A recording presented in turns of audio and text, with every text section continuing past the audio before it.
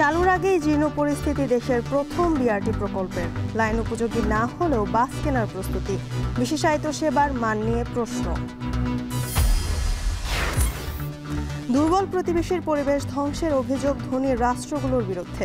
আচরণ পরিবর্তন না হলে জলবায়ু সম্মেলনের সুফল পাবে না বিশ্ব। ক্ষতিগ্রস্ত রাষ্ট্রগুলো যে আসলে আন্তরিকভাবে এটির কোনো সমাধান চায় এমন কোনো ইঙ্গিত এখনো পর্যন্ত দেখা যাচ্ছে না।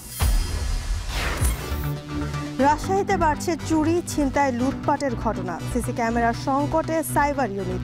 কোটি টাকার সরঞ্জাম প্রয়োজন বলছে পুলিশ।